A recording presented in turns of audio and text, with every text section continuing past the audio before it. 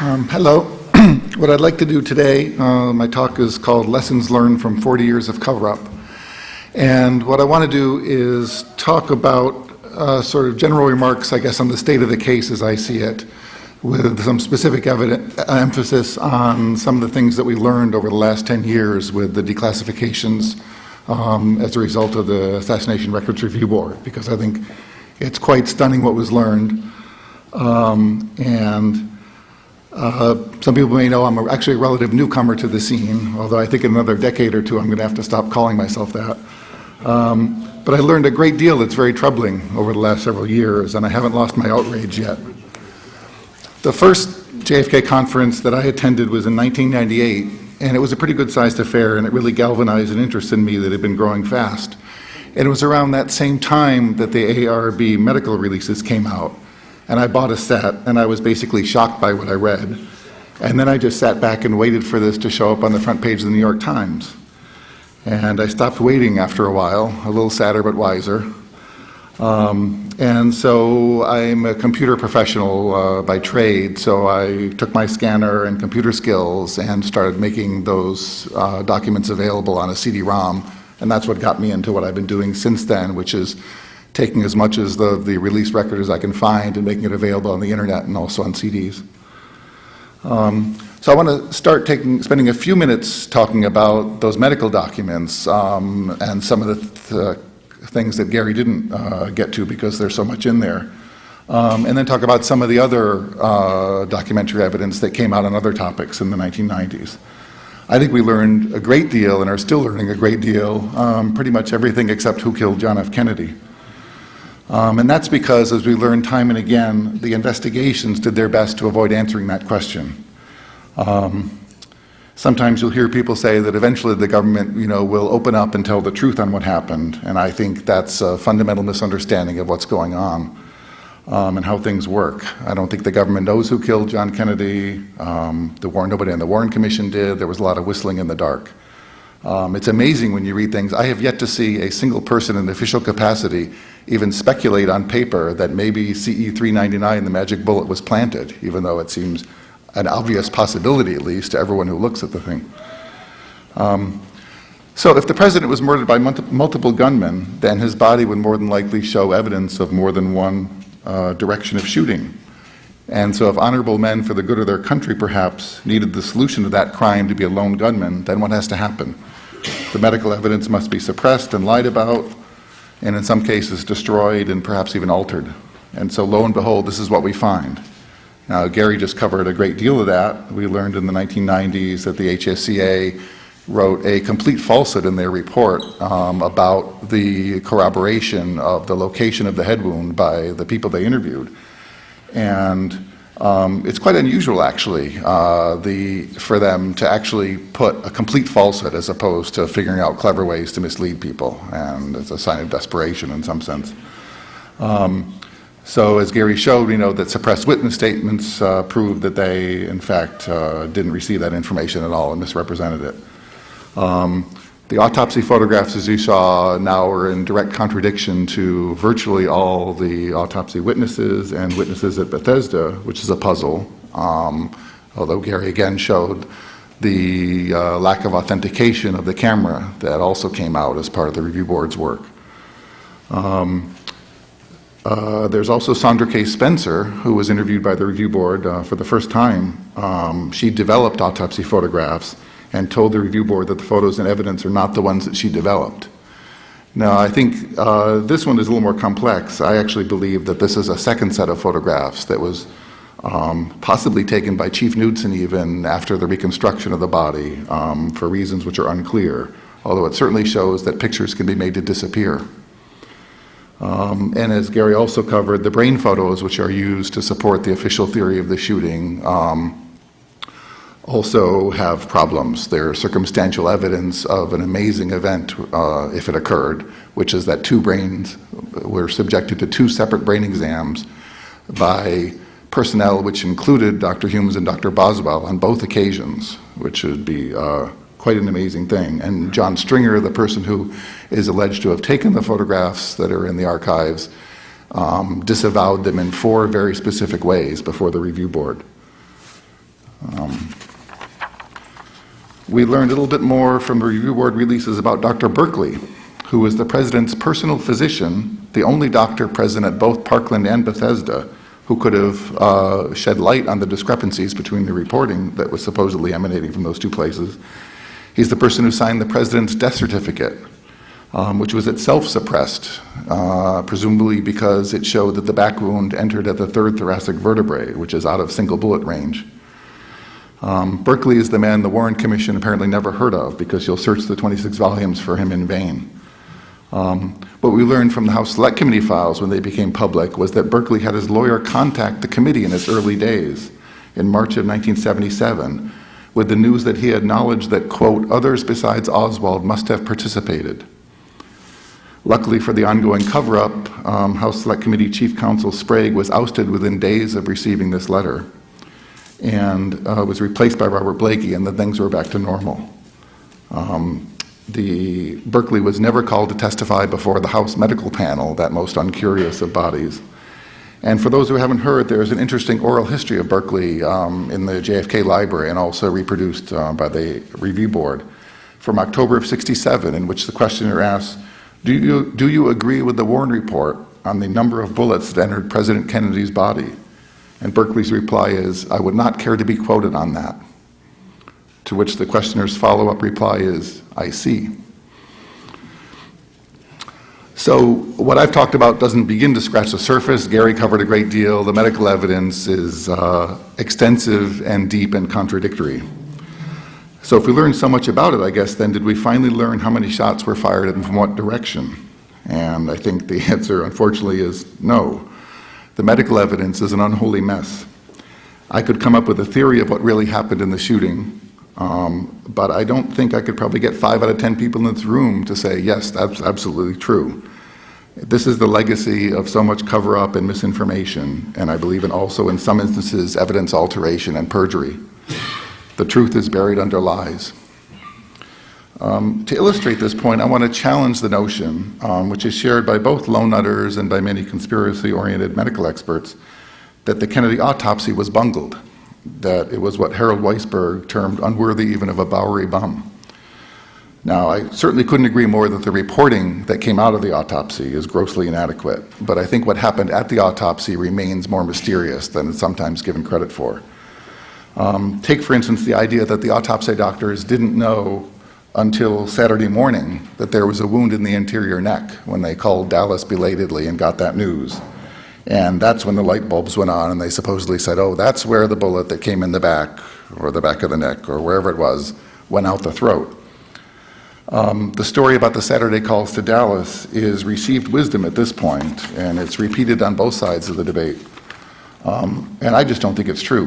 Back in 1964, Dr. Perry told the Warren Commission that Dr. Humes called me twice on Friday afternoon. And our inspector told him, well, didn't he mean Saturday? And Dr. Perry accommodated him, but later in did slip again. I seem to remember it being Friday for some reason. Well, it turns out that John Ebersol, the acting chief of radiology at the autopsy, told the HSA medical panel in a suppressed interview that by 10 or 10:30 at night, a communication had been established with Dallas. Nurse Audrey Bell of Parkland Hospital was interviewed by the review board in 1997, and she said that on Saturday morning after the assassination, she saw Dr. Perry, and he looked like pure hell because he didn't get enough sleep between the calls to Bethesda that came in during the night. What were these calls about? Dr. Perry had explained to Nurse Bell, oh, whether there was an entrance wound or an exit wound in the throat, they were wanting me to change my mind. So, if this is true, why did the Friday night calls have to disappear and be changed to Saturday? Well, for one thing, otherwise there would be no excuse for not having dissected the back and neck wounds and traced the bullet path. What Pierre Fink admitted under cross-examination in the Clay Shaw trial, that he was ordered not to dissect the neck, would not have played well at a Warren Commission hearing. So there are reasons to believe, I think, that the autopsy was perhaps not as shoddy as it appears today, but that they may actually have been deceptive in real time. And along with this, it may have been a little more complete than we now think, but the completeness has been buried for reasons of state. Case in point here, I think, is the testimony and other indications that perhaps pictures were taken with probes in the body, probes which showed the paths of wounds. White House photographer Robert Knudsen, who was involved in the processing of autopsy photographs, was greatly disturbed in his previously suppressed House Select Committee testimony that no pictures of such probes were in the archives. He had a very distinct memory of at least one, and he thought multiple such pictures. Also, autopsy witness Dr. Carney told the review board that he thought multiple, he recalled a photograph being taken with a probe in the president's body. And there's an interesting internal CBS memorandum published by the review board in which Dr. Humes himself, the chief autopsy pathologist, told a CBS employee who went to the same church as he did that a photograph was taken of the body with a probe in it illustrating a bullet path. Now, interestingly, Hume said that these pictures were taken with FBI agents and others out of the room. So this leads to the possibility that the autopsy was at once somewhat more thorough than we now give it credit for, but that it was also purposely conducted in such a way to keep most of the observers in the dark. I can speculate that perhaps the autopsy team, or at least Humes and Boswell, got a version of the big national security cover-up story that we now know that Earl Warren got to sign him on to the Warren Commission. Maybe they were told that they should do their job, but they didn't want the other observers to come away certain that this was a big multi-shooter communist conspiracy that would kick us into a war that would kill 40 million Americans, et cetera, et cetera. This is speculation, of course, but I guess that's my point, that the goal of clarifying the medical evidence undertaken by the review board has only served to underscore what a deep hole it is. I think Richard Russell saw it all the way back in 1964 when at a brief medical discussion in a Warren Commission executive session, he said, "This isn't going to be something that would run you stark mad." Okay, so I want to move on from medical evidence and talk about a couple of other areas where we learned a great deal in the 1990s. I think we learned quite a bit more about the web of intelligence that surrounded Oswald. Over the years, one by one of his friends and acquaintances have turned out to be either intelligence agents or friends of agents or witting assets of some form. Oswald's friend George de Mohrenschildt admitted before his death that his friend, the local CIA officer, had him keeping tabs on Oswald. On a related note, a little off topic, but I think it's an interesting story, about 6 months before de Mohrenschildt's death, we find out now from CIA files, he wrote a letter to then CIA Director George Herbert Walker Bush, almost literally pleading for his life. Bush noted in a memo to his subordinates that, yes, I know this man. Bush had roomed at Andover with de Mohrenschildt's nephew and had first met de Mohrenschildt himself in the 1940s. And then Bush personally drafted a letter back to de Mohrenschildt saying essentially, have a nice life, or not as it turned out. So we have 2 degrees of separation between Oswald and the current president's father. We also learned from the files a while back in the 70s that another friend, Ruth Paine, who couldn't remember before the Warren Commission which agency of government her sister worked for, that department turned out to be, drum roll please, the Central Intelligence Agency. Easy thing to forget. And in the New Orleans grand jury transcripts, which were targeted to be burned by the DA who replaced Jim Garrison, but were saved in a garage and made it to the review board in the mid-90s, Marina Oswald Porter, in secret grand jury testimony, was asked why she cut off contact with Ruth Paine. Ruth Paine, for people that don't know, was housing Marina at the time of the assassination. Her answer? Quote, I was advised by Secret Service not to be connected with her. Seems like she was not connected, she was sympathizing with the CIA. She wrote letters over there and they told me for my own reputation to stay away. Speaking of the Garrison investigation, we learned more about the CIA's monitoring and intense fear of that effort. There was a 1967 meeting of high-level officials in counterintelligence, and Ray Rocca, who was head of research and analysis of that division, predicted that Garrison would in fact obtain a conviction. Declassification of the 90s also showed that Priscilla Johnson, one of the 2 journalists who interviewed Oswald during his alleged defection to the Soviet Union, and later author of the book Marina and Lee, had applied to work for the CIA in the 50s and was considered by some in the agency to be a witting asset of theirs. Also in the 1990s, a photograph surfaced which finally proved that David Ferry and Lee Oswald were together in the Civil Air Patrol, and so on and so on. We also learned, courtesy of Jeff Morley more recently, that the CIA officer brought out of retirement to serve as liaison to the House Committee turns out to have been the man who was in charge of running the DRE, the Cuban exile group, which included Carlos Bringuier, who had the scuffle with Oswald and debated him in New Orleans. Robert Blakey has since said that if he knew at the time who Joanides, this man, was, he would have had him on the witness stand and not serving document requests. In summary, there are no documents which prove that Lee Harvey Oswald was himself an agent of U.S. intelligence. Not that you would probably find them if there were. But if you look at his friends, he was either an agent of some form or he was certainly surrounded and watched by those who were. In another area that's of great interest to me, Mexico City, we learned a whole lot. Although I'm afraid that this is another one of those areas where the more you stare, the more you go blind. We learned first that Earl Warren was reluctantly brought upon board the President's Commission, and we learned this from Johnson taped phone calls, which you can listen to. Johnson told him something that Hoover told me about Mexico City. And whatever that something was caused Warren to begin crying.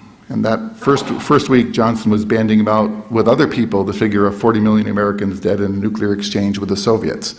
And we now know that this story that the assassination would lead to Castro and possibly to Khrushchev had a great deal of quote evidence behind it, some of which is available now and some of which you only get whispers of to this day.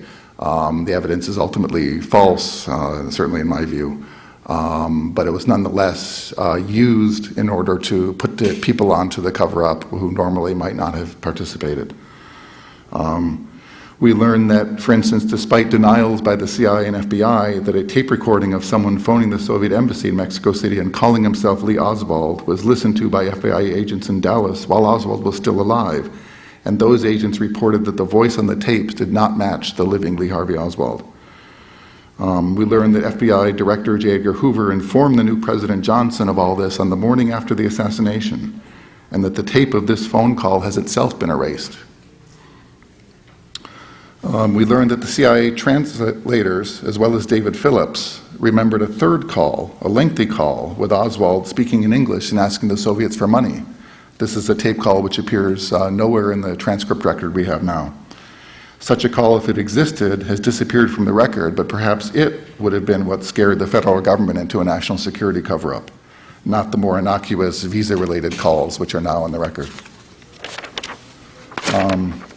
John Newman and Peter Dale Scott have both written about the cables of October. When Mexico City sent a cable on Oswald's visit in early October of '63, headquarters sent back a cable to Mexico City, which included false information about Oswald. For example, noting that the last information they had was from 1962, when in fact they'd received FBI reports from quite recently.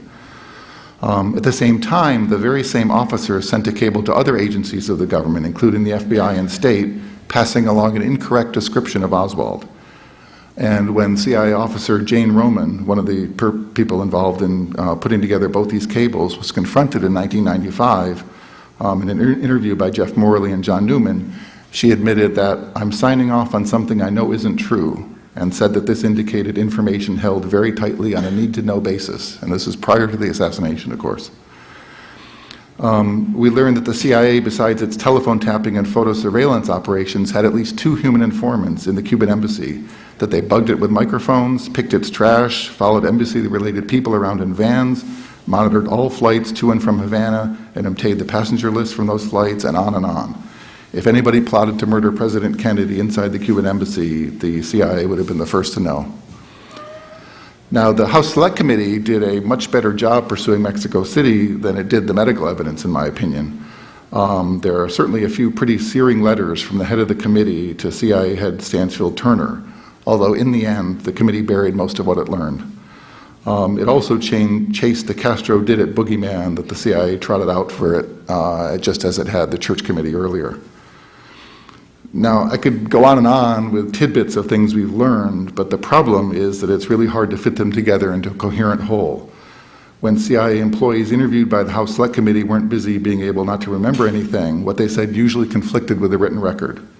Even Ann Goodpasture, who in the early '70s wrote the CIA's 133-page chronology of Mexico City events, presumably for the purpose of keeping its falsehood straight, She started out her 1995 review board testimony by saying that she might say things that conflicted with the written record because of faulty memory.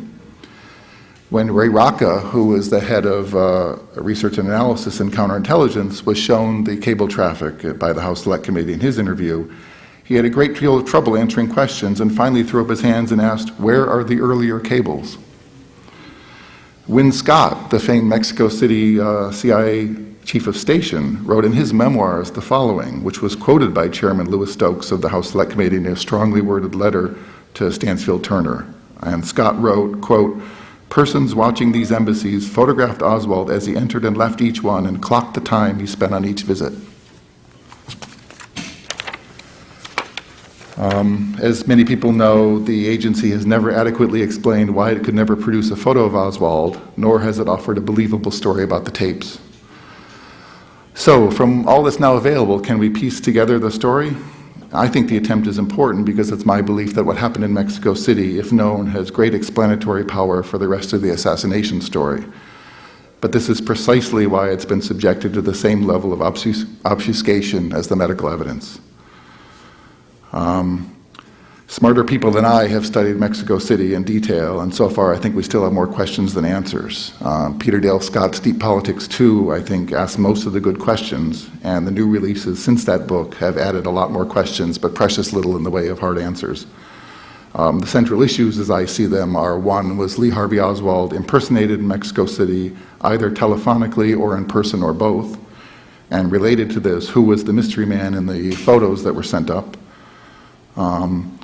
Another question is, was the record of activities recorded more sinister than the visa shopping on the part of Oswald that we see in the record? And by this, I don't mean the Alvarado story of Oswald taking $6,500 to kill Kennedy in the embassy, because to me that seems like it's reasonably well debunked and an improvisation after the fact.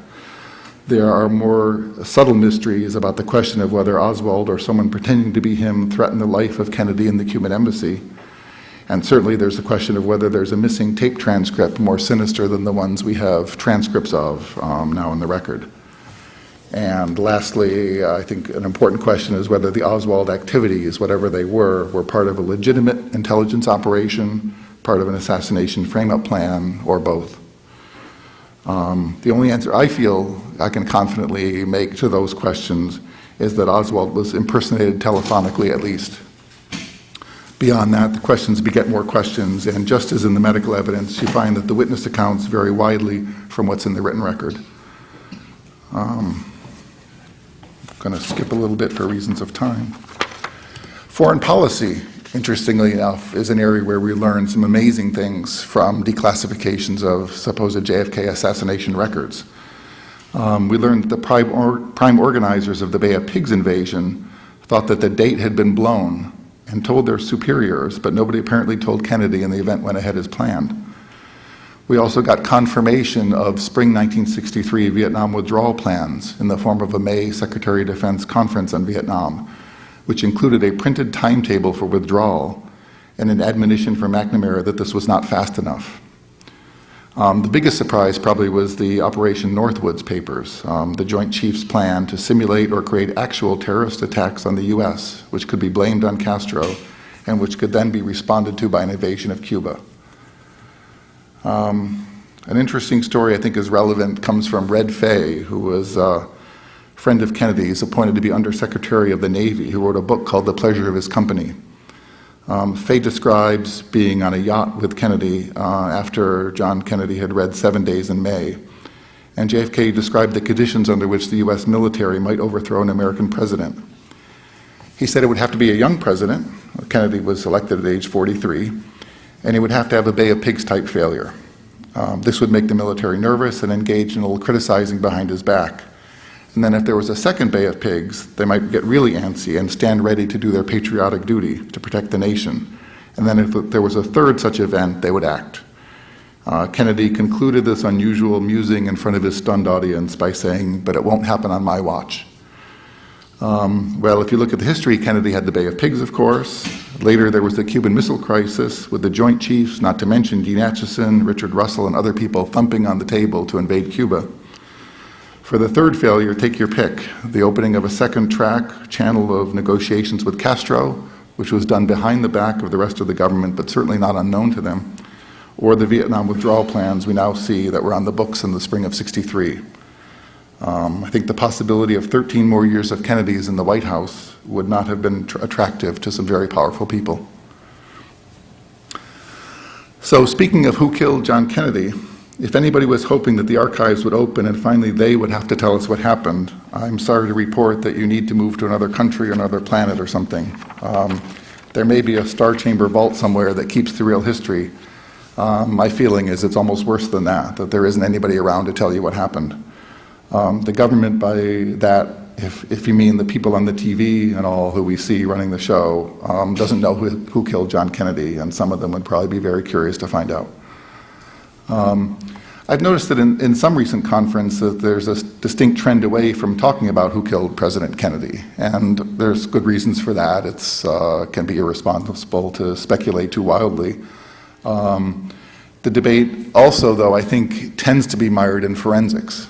And I don't want to poo-poo this, and I certainly don't take the attitude that, oh, the evidence is all fake, so don't paying attention to it. But I still think that with all we've learned about the bigger picture, that it's strange that 40 years later, that it's possible even that we can have a debate about exactly where the fatal bullet that entered John Kennedy's skull. And I think the fact that there is a debate that goes on is instructive in its own right. Gary mentioned the neurosurgery article, and it's been fascinating for me to watch in the last couple of years what I call the lone nut community. And it's more than this article. They are all reverting back to the low entrance wound in the skull, and essentially trying to erase the House Select Committee and just go back to 1964 and the Warren Commission report and hope that people haven't learned things over the years. The neurosurgery article even quotes the House Medical Panel at length when it feels like it wants to buttress up their case. But the House Medical Panel, of course, would be rolling in its grave to hear the head wound being moved 4 inches back down after they worked so hard to move it up.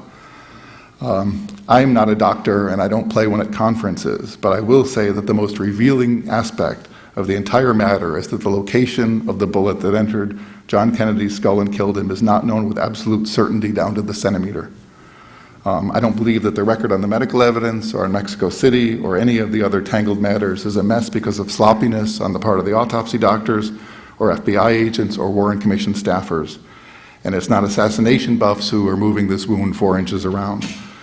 I think the record is a mess, and it's a mess for a good reason, because it wasn't a mess, we would know who killed John Kennedy.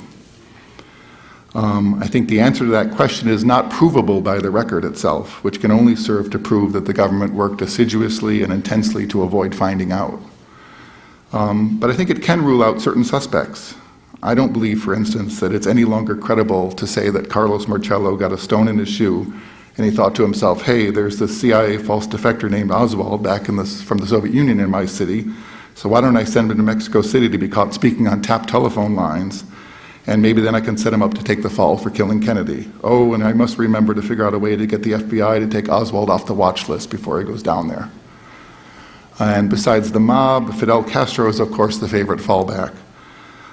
If you read the 3-volume station history of the Mexico City station compiled by Ann Goodpasture, or at least the parts that aren't blacked out, it would be hard to say that Cuban agents could have planned what to have for breakfast without the CIA knowing about it. One of the transcripts of tapped phone calls provided to the Warren Commission was between Cuban President Dorticos and the Cuba's ambassador to Mexico, Armas, in the aftermath of the assassination. And one of the most striking things about this call is how much trouble these two men have themselves just understanding each other on this phone line. I think perhaps maybe it has too many taps on it. I don't know, but if they had plotted a murder over that phone line, they might have whacked the president of Venezuela by mistake. How Castro's people impersonated Secret Service agents behind the grassy knoll has never been adequately explained to me either. It's my belief that at this juncture, the range of credible explanations for the assassination have narrowed considerably, thanks to the tenacious and intelligent work of the citizen researchers, including many people in this room. I guess in my view, to speculate briefly, the low-end range of such plots has people who had a pretty high level in intelligence. People certainly have bandied about over the years the names of folks like David Phillips and David Morales and CIA asset and mob chieftain Johnny Roselli and people like that, with probably Texas help as well on the ground. And on the other end, you can take it all the way up to the Joint Chiefs of Staff and the people inside and outside the government that work with them. The murder itself was a class operation on the ground, and it was run by people in the government who knew a great deal about intelligence and with enough clout to have their fingers on the system in the lead up to the assassination, in my view. But to untangle this with any specificity and certainty, well, I don't want to stop anybody, but I think it's instructive to look at the Church Committee's efforts to figure out exactly what was going on with the plots to kill Fidel Castro. I think it's a credit to their tenacity that they got as far as they did, but they still ended up with fundamental uncertainty about even whether presidents knew and even whether CIA directors themselves were or were not informed at various stages. They ran into a system of plausible deniability, compartmentalization, need to know, insulated layers, and not to mention the phrase, "I don't recall," when all else fails. William Harvey, who was in charge of these plots, left behind a memo which referred to backstopping the record with forged and backdated 201 files, something we may want to keep in mind as we inspect the records of one Lee Harvey Oswald. So I guess I'd also say that at this stage, 40 years later, I'm not sure that who killed JFK is even the most important question anymore. I think certainly it matters a great deal that in 1963 the democratic process was subverted by gunplay. But I think what happened afterwards was probably worse. The society's finest, men of unimpeachable reputation, put the most impressive face on utter nonsense. And the media and the rest of responsible society lined up behind them and has been done so ever since, and the damage done is untold. The most positive aspect of all this, I think, has been the ordinary people who never bought the story, despite the most intense and sustained public relations campaign in modern history. Pundits will often lament the modern loss of faith in government, which is, of course, traceable to the time of the Kennedy assassination and the Vietnam War, which happened to follow it. I think the unfortunate truth here is that the loss of faith in government is a sign of mental health. Another positive aspect of all the digging that the Kennedy assassination inspired in so many people, I think, is that it's helped to open up a whole world, unfortunately the real world, for a lot of people. Think of the names that are household words to us in this room, for instance: Richard Helms, William Harvey, James Angleton, Johnny Roselli, Allen Dulles. And I'm always amazed at how the names keep coming up, how recent the event is in some ways. Porter Goss, who's now the CIA head involved in conducting a purge of those in the agency who are not considered loyal enough to the White House, was in fact a covert operator in Miami in the 1960s and also served for a time in Mexico City. Maybe he has a photo of Oswald. But the society's failure to come to grips with the assassination is troublesome, and it would be so nice to get it corrected. However, if you open up a history textbook or an encyclopedia to this day, right now in 2004, you will find the same nonsense from 40 years ago. I looked recently at Microsoft Encarta, which is the most popular electronic encyclopedia in the world, used by millions upon millions of students. And it's improving, I guess. A few years ago, it used to say 2 shots were fired and the president fell forward. In the new edition, they're now up to 3 shots, but he's still falling the wrong way. I think the problem is that to confront the assassination honestly is to confront American society honestly with all its problems, and that's not easy. Last month, I don't know how many people caught the documentary on the Robert Kennedy, on the life of Robert Kennedy. And I think it was okay. It was pretty much what you'd expect. It covered the transformation of Robert Kennedy from McCarthy aide to the president's right-hand man and to his grief in the aftermath of his brother's murder. But, you know, there's this point they reach in the documentary where his brother John Kennedy is killed tragically, and it's presented like it might as well have been a freak elevator accident. And then at the end of the documentary, Robert himself runs for president, and boom, another elevator accident. The real story of Robert Kennedy, I think, is the most poignant Greek tragedy in American politics, and it can't be told on American TV. The real story is of a man who grew up in his brother's shadow, and Bobby is the bulldog side of cool brother Jack, pushing the fight against organized crime and running the covert action in Cuba and so on. And one day, boom, all that's gone. And Robert Kennedy is no idiot. He knows that his brother's political enemies have killed him, and they haven't gone away. They're out there, unseen but very real. Bobby stays in politics, It's what he knows, but he's bored in the Senate. So he goes to South Africa, and he hangs with Cesar Chavez and turns against the Vietnam War. And along the way, something interesting happens to them. He finds his own vision, and I think, frankly, it's a better and more compassionate vision than his brother's. But the Greek tragedy follows that. In 1968, the path to the presidency opens up for him, and after a lot of agonizing, he picks up that mantle and starts walking up a hill that I think he has to know has the strongest likelihood of his own death at the end of it.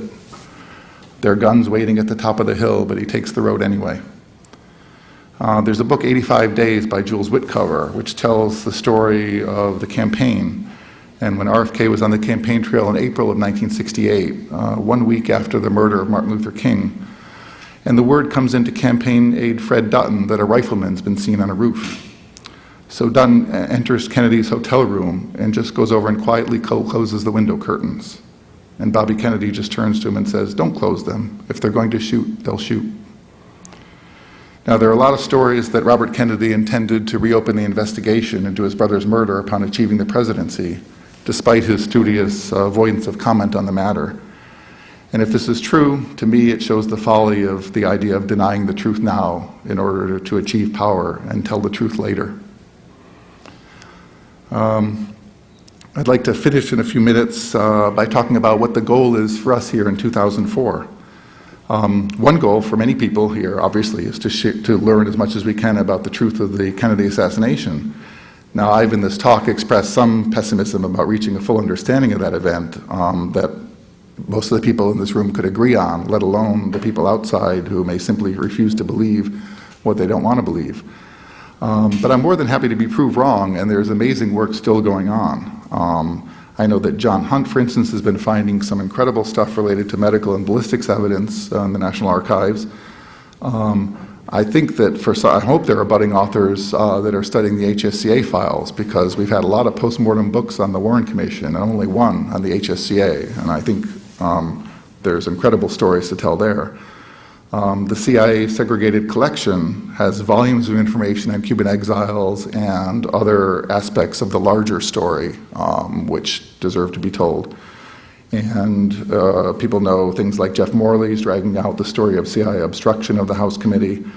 Don Thomas, if you're familiar with his work over the last few years and the acoustics evidence, it shows that even the basic core evidence hasn't been fully utilized. So I hardly want to be here discouraging people who have done the heavy lifting to move this case forward year after year.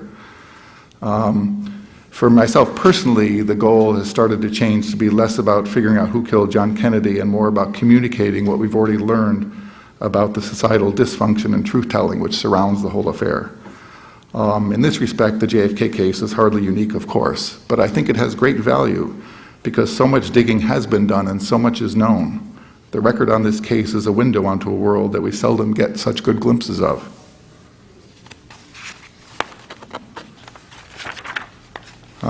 I think the longer-term verdict of history is actually still up for grabs. Perhaps a major breakthrough may occur, or books being now written may eventually win the day. It's also possible it may simply have to wait until the assassination is old and safe, like the Lincoln assassination is today, and when every major figure alive at the time is dead, and the Cold War is some antiquity. And when it's finally safe to do so, perhaps the historical profession will be the first mainstream institution to pick up the voluminous threads that have been laid down, both by the hard work of getting the government's record declassified and by the expert analysis provided by people in this room and outside it. And more immediately, I think there's always new students and citizens who can learn a great deal both about the Kennedy assassination and about larger issues of their lives and the politics of the government and of the world, frankly, as well as the ancient 1960s. And so that's where I put my energies. My particular passion, as some people know, is to use my skills to make as much of the documentary record available as possible via the internet and on CD-ROMs. I think there's a lot of useful things other people can do if they have an interest here along these lines. For instance, I never realized until getting into the case how many oral histories are conducted of important people. And an oral history project interviewing all the experts on this case, I think, would be amazingly valuable, both to continue the sharing of information and to lay down for posterity as well. The Kennedy assassination may be 40 years old and thus seemingly irrelevant to many people, but I think every important political event where lies become the accepted wisdom needs to be challenged. And this assassination is really unique because we've broken through the crap and exposed a great deal of the naked emperor in incredible detail for anyone who cares to look. And so for that reason alone, I think the story is too important to let slip down the memory hole.